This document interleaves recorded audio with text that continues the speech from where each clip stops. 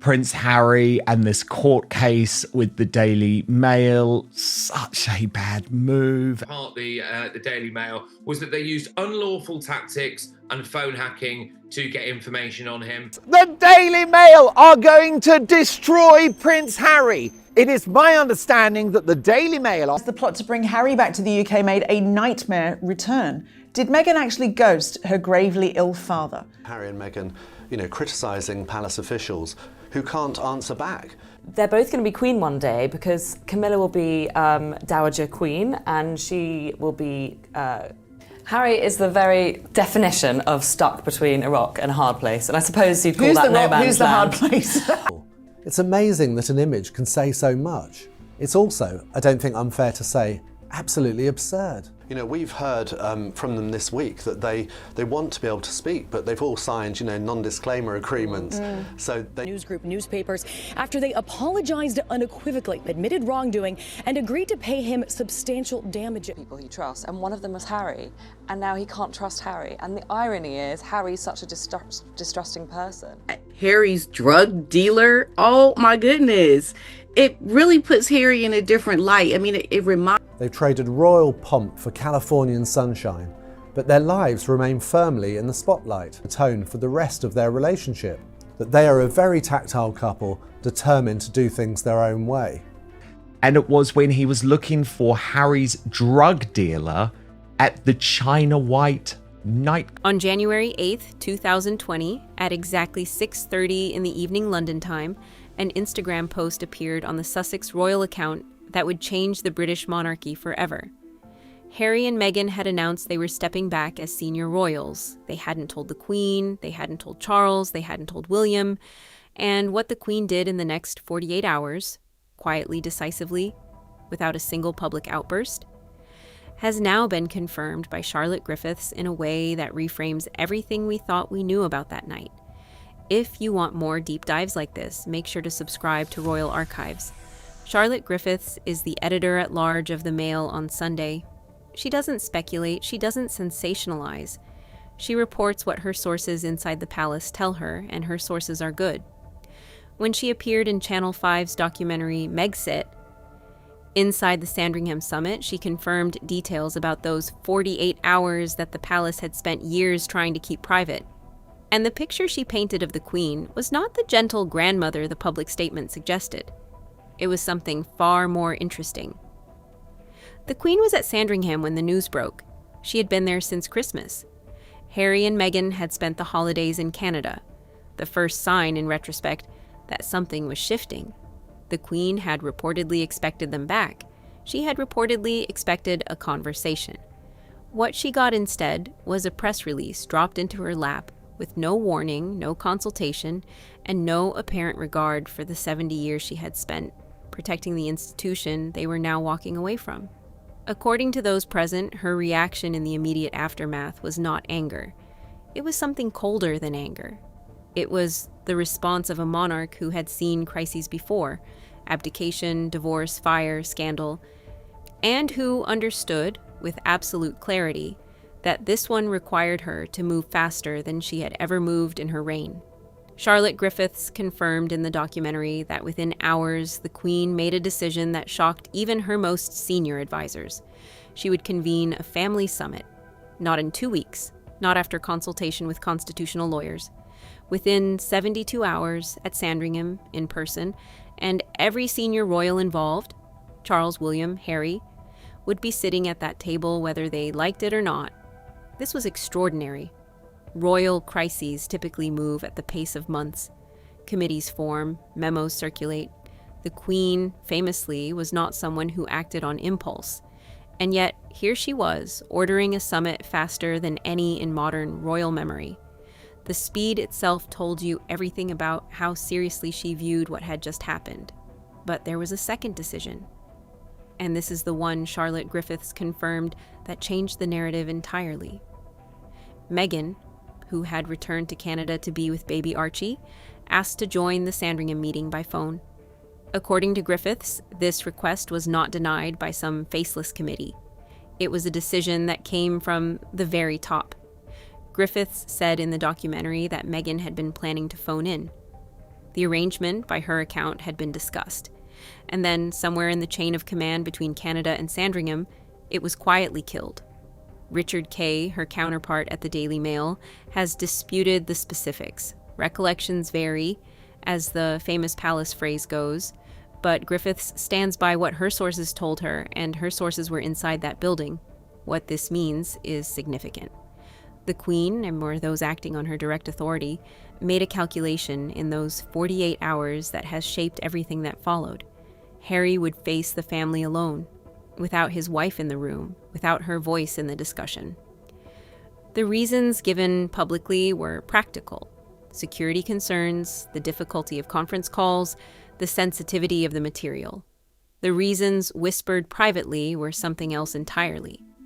Across social media, one question kept coming up after the documentary aired. If Meghan had been in that room, even by phone, would the outcome have been different? Many observers began pointing to the same conclusion. The Queen, intentionally or not, had created the conditions for a particular kind of conversation, one where Harry could be reached, one where the family could speak to him without the filter his advisors believed Meghan provided. Griffiths herself acknowledged the discomfort of this. She said in the documentary that she sort of agreed with Meghan's later complaint that being excluded from a conversation about her own future was wrong. That admission, coming from a male on Sunday editor, not exactly known for Sussex sympathy, carried weight. It suggested that even inside the British press, there was a recognition that something uncomfortable had happened in those 48 hours. And then came the statement. The Queen's published response on January 13th, after the Sandringham Summit concluded, has been quoted thousands of times. Harry, Meghan, and Archie will always be much-loved members of my family. It was warm, it was gracious, it was the language of a grandmother, not a monarch. And it was, according to Griffiths and others who covered the story, very carefully constructed to do something specific: to close the door publicly while leaving it open privately. Behind closed doors, the conversation had been very different. Charles and William were reportedly described by sources at the time as incandescent with rage. The Queen had reportedly asked Harry not to issue any further statements about the family's future plans. She had reportedly tried to slow the public-facing collapse while accepting the private reality. The published statement was the result of careful negotiation between what the family wanted to say and what the Queen knew the institution could survive. What Griffiths confirmed, and this is the layer most people missed, was that the Queen had been preparing for this moment longer than anyone realized. Months earlier, when Harry and Meghan had gone on their lengthy Christmas break to Canada, the Queen had reportedly raised concerns. Quiet ones. Privately. Not the kind of concerns that make headlines, but the kind that get noted in royal diaries and recalled years later. She had reportedly seen something coming. And when it came, she moved faster than the family expected because she had been thinking about it for longer than they knew. This is what makes the Sandringham Summit so different from other royal crises. The Queen didn't react. She executed. The summit, the statement, the careful management of public language, all of it bore the marks of someone who had been planning the response before the trigger ever arrived. There's another detail Griffiths confirmed that has barely been discussed. The Queen, during those 48 hours, was reportedly the one who insisted on a specific principle. Whatever Harry and Meghan decided, the door had to remain open. Not for politeness, not for public optics, for something else. The Queen had lived through her uncle's abdication. She had been a child of 10 when David, Edward VIII, chose Wallis Simpson over the throne and was effectively erased from the family. She had watched her father wear a crown he was never meant to wear, and she had watched her mother carry a quiet bitterness about it for the rest of her life. The Queen knew better than anyone in that Sandringham drawing room what permanent rupture looked like, and she was determined that it would not happen again. That's the context Griffiths' confirmation places everything in. The speed of the summit wasn't anger, it was prevention. The public statement wasn't softness, it was strategy. The private exclusion of Meghan from the call wasn't cruelty. It was, in the cold calculation of a 93-year-old monarch, the only way to ensure Harry himself was actually heard in that room. Was it the right call? That's a question the public is still answering. Meghan has said publicly in the Netflix documentary that being excluded from a conversation about her own life felt impossible to accept. Many royal watchers agreed with her. Even Griffiths, as she said in the documentary, sort of agreed with her. There was something deeply uncomfortable about a young woman being kept out of a meeting that would define her future. But there was also something else. The Queen, in those 48 hours, was not making a decision about Meghan. She was making a decision about the monarchy. And the monarchy, in her view, was bigger than any single person, including herself. What happened next surprised even close advisors. After Sandringham, the Queen reportedly held a private conversation with Harry that has never been fully reported. Sources say it was warm, it was final. And it ended with a phrase that has been attributed to her in various forms over the years, that she understood, that she was sad, and that the door was always open. Harry has confirmed parts of this himself. In his Good Morning America interview, he said his grandmother was never angry. She was sad. She knew it had been coming. That sadness, confirmed by Harry, framed by Griffiths, shaped by 70 years of royal experience, is the real story of those 48 hours, not rage, not punishment. A grandmother and a monarch holding both roles at once, making the fastest and most consequential decision of her late reign, while the world watched a single Instagram post. There's one more detail worth sitting with. Griffiths has described across multiple appearances the specific atmosphere at Sandringham in those January days. The estate was largely empty. Most of the Christmas staff had gone home. The Queen was reportedly working from her private study, taking calls, reviewing draft language, making decisions that would normally have been routed through 3 layers of advisors. She was, by every account, completely in command. There was no fragility, there was no hesitation.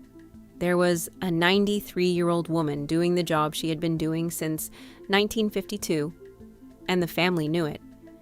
Charles, by all accounts, deferred to her completely in those 48 hours. William, who had his own strong views about his brother's decisions, deferred to her completely. Harry himself, when he arrived at Sandringham, reportedly walked into a room where the Queen was already seated and waiting. She had set the conditions. She had chosen the moment. She had ensured the conversation would happen on her terms. The Queen would live another 2.5 years after Sandringham. In that time, she would never publicly criticize her grandson. She would meet Lilibet. She would invite Harry to her Platinum Jubilee. And she would carry, until her final days, the private weight of a decision she had made in 48 hours under conditions no monarch should have had to face. Charlotte Griffiths' confirmation matters because it strips away the myth that the Queen was caught flat-footed, the myth that Sandringham was a punishment, the myth that the gracious public statement reflected the private mood. What actually happened, according to Griffiths and the documentary record, was something more complicated and more impressive. A monarch acted, quickly, quietly, with the long memory of one abdication informing every decision she made about a second. Whether the family ever fully recovers from those 48 hours remains an open question. Harry's memoir, the Netflix series, The Ongoing Distance, all of it traces back to that week at Sandringham, and the Queen, who saw it all coming and moved faster than anyone expected, took the answers with her in September 2022. But the story doesn't end there, because what Griffiths confirmed about the phone call that never happened, about Meghan's voice that was never heard in that room, continues to shape the Sussexes' public messaging today. Every interview, every documentary, every accusation about being silenced traces back to a decision made in those 48 hours by a queen who believed she was protecting her grandson. And whether history will judge her right, or whether it will judge her as the woman who closed a door she meant to keep open, is something we may not know for another generation. Charlotte Griffiths gave us the facts. The Queen made the call, and the consequences are still unfolding. 5 years on, with no end in sight.